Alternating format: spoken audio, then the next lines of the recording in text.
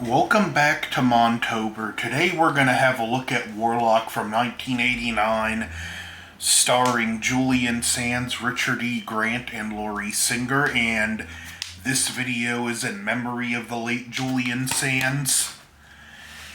The movie's a very simple process. It's, in a lot of ways, your typical fish out of water story where two people from the past find themselves in the present day. The Warlock, played by Juliansands, and the Warlock Hunter, played by Richard E. Grant. They're transported from the 1600s, and what really elevates this film are the performances of both Richard E. Grant and Juliansands. I mean, the fact that they can deliver dialogue like this. Tout, tout, strewn about your callow life in dismay. Rentum osculum tormentum. A decade twice over a day. And dialogue like this. Don't answer that. Lest you favor throttlings to the ears and face, bear west here. With total conviction is very impressive. The plot is simple. The Warlock finds himself in present day, and he's charged with finding this book that can undo creation, and it's a horror fantasy movie. This thing establishes the rules of this movie's universe feel like legitimate folklore, especially by how well they're stolen, like putting pennies in your mouth to protect against hexes, or if you drive a nail into the footprints of a witch that you can cripple them. You know, why do vampires hate garlic? Why does silver kill werewolves? They're sold so well they feel like actual folklore, which is, to the film's credit. The Warlock, after finding himself in present day, another wrinkle to the plot is one of our main characters, Laurie Singer. The Warlock steals her bracelet and curses her to age 20 years in a day, so she also has a very limited time frame to get this bracelet back before she dies of old age, which just adds another layer onto the film. And this is where I come talk Juliansands' performance and just how well he did and how perfect this role is for him. He can be menacing and ominous and just evil looking, but he can also turn on the charm, and you can believe this guy would completely disarm people and get them to lay their guards down just with a little bit of a mood change. You know, when I watch him interact with people that he's gonna kill, it's not like watching Gundam 00 and seeing Saji's sister get into the car with Sanchez and you want to scream at the TV. Do not get in the car with the obviously evil psychopathic killer, because he does dial up the charm and charisma so much that it's believable people would let their guard around him. It's believable that you wouldn't think this person would harm anyone, and that's only a great actor can really sell that believably. If it was a lesser actor, this film would have been a lot more hokey, a lot more campy, but we got a great actor in the role who returned for one sequel, who was just as good, even though I don't think the sequel was as good. This film was actually kind of, some people say butchered by the ratings board, but I rather like that a lot of the gore is suggestive and we don't see what happens. Like, after he kills Cassandra with a K's, roommate, like, he made a mess with the guy's blood all over the room, and although we see a few shots of that, I think that's more effective than have we seen the aftermath of the killing.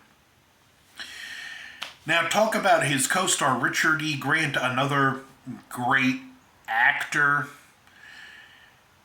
who brings a lot to this role and actually has to sell you a lot of the lore and the rules of the universe, which again, in the hands of a lesser actor, it would have seemed a lot funny, and a lot of the humor in this film actually works from how straight he plays things and a matter of fact he is. He's a guy from the 1600s, and he's actually reacting with sincerity, and much like Juliansands plays this like this is Shakespeare on the stage. Not something any actor could do. Laurie Singer is definitely the weakest actor in the main cast, but Richard E. Grant and Juliansands are both good enough that they actually help carry and elevate her. By the way, I wouldn't be much of a gamer if I didn't throw this in here, but when they get transported to the future, it's by the tornado from Simon's Quest, so I guess the Warlock must have had the right crystal on him the whole time.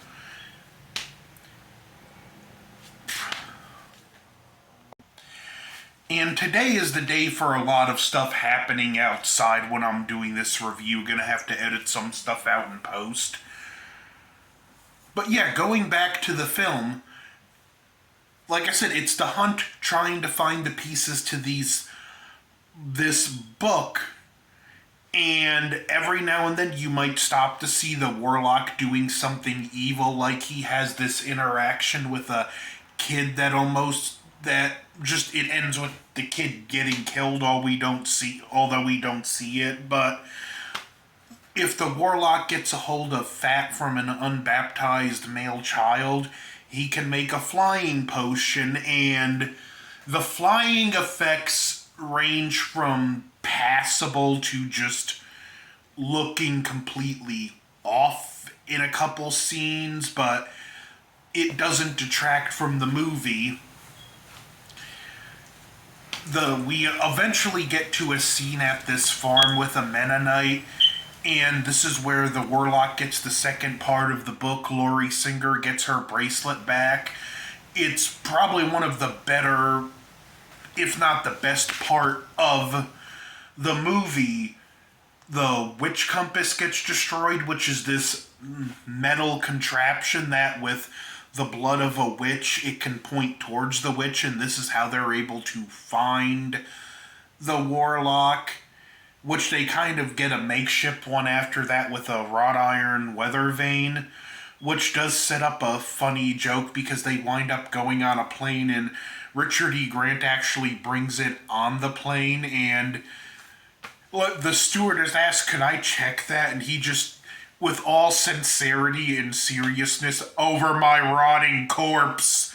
And Laurie Singer has to take the weather vane and give it to her to check and explain, it's a family heirloom. Again, another nicely done scene where Richard E. Grant sees signs the Warlock is on the plane, but they can't find him.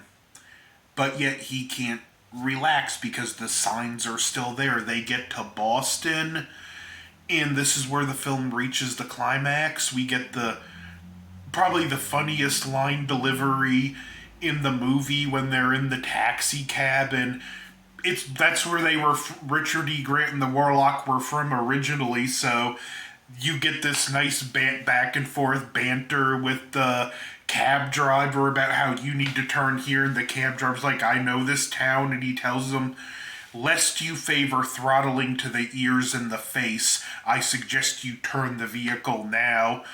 And the guy's like, "Hey buddy, I've lived here since the 1950. What about you?" And she has to tell him not to answer that.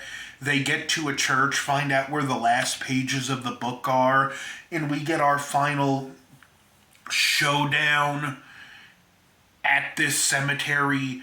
They've been moving bodies, so half the ground is hollowed, half isn't. And it's just a fun little final showdown at this point because the Warlock has 2/3 of the book. He's just way too powerful for either of them, and it's only a matter of time till he gets the third part of the book, which he does. And I'm not going to spoil a lot of it, but the movie kind of adds an extra layer to the old school trope of showing something in the very beginning that's unambiguous, that's gonna kill the monster.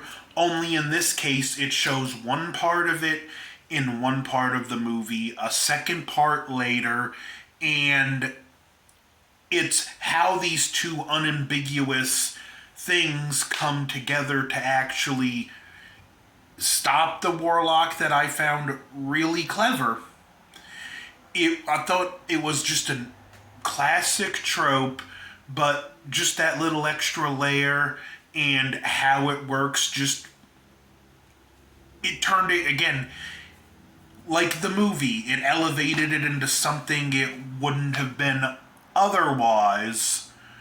We get a nice farewell between our two leads because the hunter gets to go back to the past, and we have Cassandra who's left with the knowledge that I have to make sure this book doesn't fall into the wrong hands ever again, so she buries it in probably the safest place it could be buried, the Salt Flats, although she could have dug a much deeper hole to bury it in, but that's a whole other issue.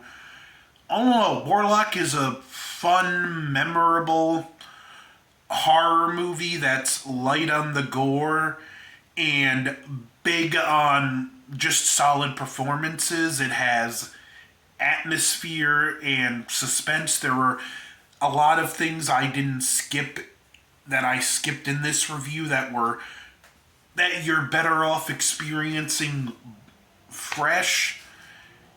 I give this film a very high recommend, and rest in peace, Juliansands. You gave us some great characters over the years. I will always remember you as both the Warlock and the Professor from Arachnophobia. So Montober will continue.